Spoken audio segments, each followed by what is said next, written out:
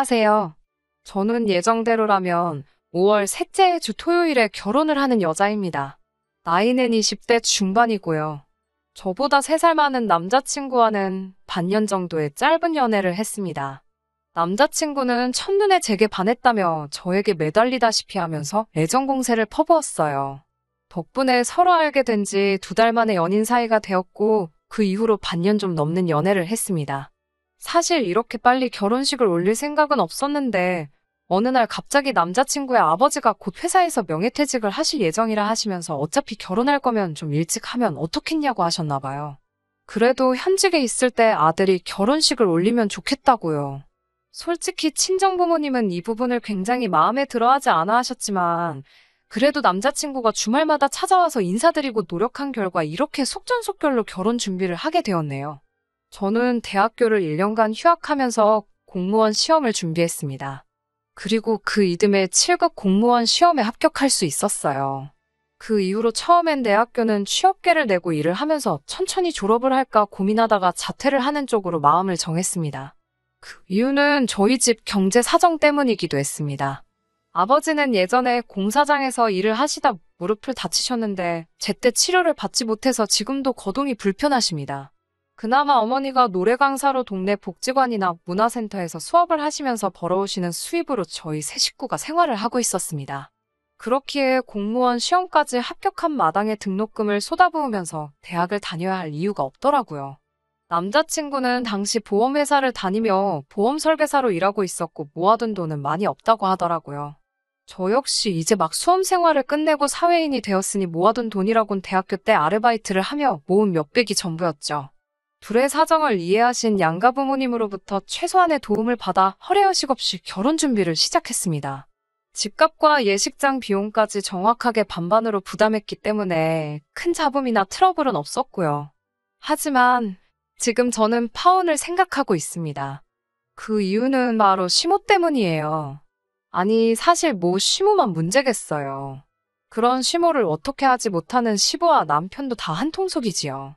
3주 전에 있었던 일입니다. 예비 시가의 청첩장과 관련하여 드릴 말씀이 있어서 다녀왔는데 여기서 문제가 생겼습니다. 시모가 저에게 대뜸 신혼여행에 가서 아이를 만들어 오던지 아니면 아무리 늦어도 5월 안에는 제가 임신을 해야 한다고 하시더군요. 제가 그게 무슨 말씀이냐고 하니 얼마 전 점집에 다녀오셨는데 그 점집에서 내년 2월에 꼭 아이를 낳아야 똑똑하고 건강한 아이를 낳을 수 있다고 그랬다는 거예요. 물론 예비 시모야 좋은 뜻으로 가서 점도 보고 저한테 그러시는 거였겠지만 기분이 좋지만은 않았습니다. 만약에 제가 시모가 정해준 시기에 아이를 못 갖고 못 낳아 다른 시기에 낳게 된다면 제 애는 똑똑하고 건강한 아이가 아닐 거란 뜻인가 생각하니 벌써 찜찜한 마음까지 들더라고요. 그런 제 속도 모르고 시모는 저에게 임신에 힘쓰고 엄마와 아내로서 사는데 집중하라고 하시더군요. 아들이 하나뿐이니 며느리 노릇도 잘 해달라고 하셨고요. 그리고서는 아이 셋을 낳은 후에는 직장에 다녀도 된다고 하시기에 제가 직장에서 그렇게는 안 해줄 거라고 하니까 예전에는 멍청한 애들이나 하던 공무원이 요즘 너무 까다롭다면서 혀를 차시더군요. 솔직히 이런 이야기를 들을 때 이미 이 결혼은 하는 게 아닌 것 같다는 생각을 하고 있었어요. 하지만 이미 주변 사람들한테 청첩장도 다 돌린 상황이었기에 결단을 내리는 게 생각만큼 쉽지 않았습니다. 그래서 일단은 남자친구에게 나는 결혼해도 직장을 관둘 생각은 없고 아이도 한 명만 낳을 거라고 했어요. 아이를 낳으면 내가 다 육아를 해야 하는데 그럼 나는 똑같이 채용된 남자 동료들에 비해 그만큼 뒤처질 수밖에 없다고요. 그리고 결혼 비용도 공평하게 부담했으니 며느리 노릇 사위 노릇 공평히 하고 명절에는 번갈아 가면서 설날엔 시댁 먼저 추석엔 저희 집 먼저 가자고 했습니다. 그리고 저는 결혼을 하는 거지 남자친구한테 시집을 가는 게 아니니까 지난번처럼 고압적인 태도로 시모가 저에게 너는 이제 우리 집 귀신이라는 등 출가 외인이라는 등의 말씀은 하지 않게 중간에서 잘 막아달라고 했어요. 남자친구는 저의 그런 요구에 좀 놀란 것 같기는 했지만 제가 이 정도도 합의가 안 되면 결혼 다시 생각해보자고 좀 세게 나가봤습니다. 그러자 남자친구가 자기는 저를 너무 좋아해서 저를 닮은 아이를 셋은 낳고 싶고 공무원은 육아휴직 제도도 발달해 있으니까 아이를 많이 낳아도 잘리거나 뒤처지지 않을 것 같다고 저를 설득하려 들더라고요. 그리고 결혼 비용을 반으로 부담한다고 해도 며느리는 며느리로서 요구되는 도리가 분명히 있는데 어떻게 시모한테 그런 말도 하지 말라고 할 수 있냐며 저더러 조금만 양보를 할 수는 없겠냐고 하더군요. 그런 말을 듣고 있으니까 점점 더 기가 차더군요. 그래서 제가 청첩장 나왔다고 결혼식 못 물을 것 같냐고 따졌습니다. 그제서야 남자친구는 제가 진심으로 하는 말이라는 걸 이해했는지 알겠다며 꼬리를 내리더군요. 그렇게 대화가 일단락되고 저는 남자친구가 제가 지금 어떤 마음인지 어느 정도는 이해를 했을 거라고 믿었습니다. 약속한 대로 시모한테도 제 뜻을 잘 전달했을 거라고 믿었고요. 그렇지만 제 기대가 너무 컸던 건지 시모는 전과 달라진 게 하나도 없었습니다. 오히려 다시 한번 저에게 제가 왜 파혼을 해야 할지 결심을 세우게 만들어 주었습니다. 시모와 시부는 저희 부모님에 비해 나이가 10살 정도는 많습니다. 저희 부모님은 결혼을 일찍 하신 편이었고 시모와 시부는 당시 시대를 고려했을 때 늦게 하셨거든요. 그래서 전에 있던 상견례 자리에서 저희 부모님의 나이를 듣더니 아이고 사회에서 만나면 겸상도 못할 나이네 이러시는 거예요. 저희 부모님은 그래도 딸 상견례 자리라고 그런가요? 라고 어색하게 웃으며 넘기셨고요. 그 외에도 신경에 거슬리는 대화가 오고 가긴 했지만 그래도 좋은 날이라서 그럭저럭 지나갔습니다. 그리고 시간이 흘러 며칠 전 시모에게서 전화가 왔어요. 시모는 뜬금없이 너희 어머니 일요일에 바쁘냐고 물으면서 너희 어머니랑 너랑 일요일에 여기 동네 좀 와라 이러시는 거예요. 그래서 제가 무슨 일이냐고 하니까 좋은 일 좀 하라고 부르는 거니까 따지지 말고 오라면서 늦으면 안 된다고 신신당부를 하시더군요. 시모는 저에게 문자로 주소를 보내면서 여기로 늦지 말고 11시까지 오라고 했고 저와 친정 어머니는 혹시나 차라도 막혀서 늦을까 걱정되어 아침부터 서둘러 집을 나섰습니다. 도착하고 보니 거긴 게이트볼장이었어요. 여기로 저랑 친정 어머니를 왜 부른 거지 생각하고 있는데 시모가 도착을 했습니다.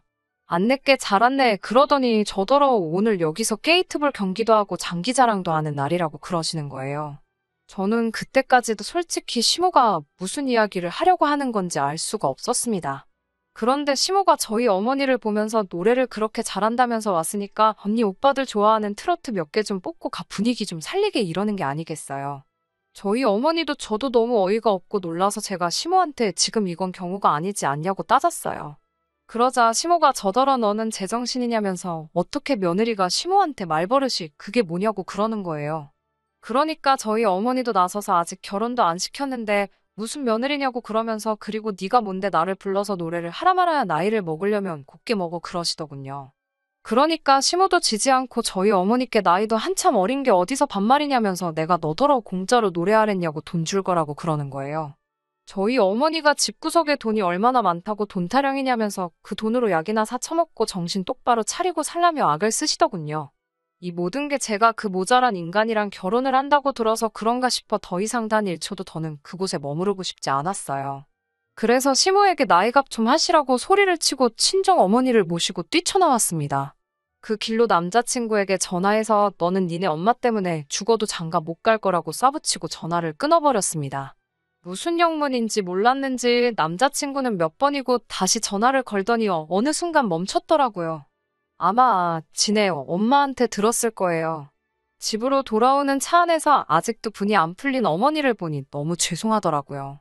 그런데 어머니가 먼저 저에게 그런 집구석이랑 사돈이라도 됐으면 진짜 무슨 꼴을 보고 살았을지 모르겠다며 차라리 잘 됐다고 그러시더군요.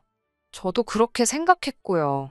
집에 도착하니까 남자친구한테 장문의 문자와 10번이 넘는 부재중 전화가 걸려와 있었어요. 하긴 지 주제에 어디서 저 같은 사람을 만나겠어요. 아차 싶었겠지요. 하지만 이제 버스는 떠난 거 아니겠어요. 어디 가서 차마 쪽팔려서 이런 이유로 파혼했다 소리는 못할 것 같아요. 그냥 성격 차이라고 하려고요. 기왕 이렇게 된 거 진짜 제대로 된 사람 시간을 갖고 찾아봐도 괜찮겠지요? 남자친구도 평생을 두고두고 지내 엄마 때문에 저를 놓친 걸 후회하며 지냈으면 싶네요.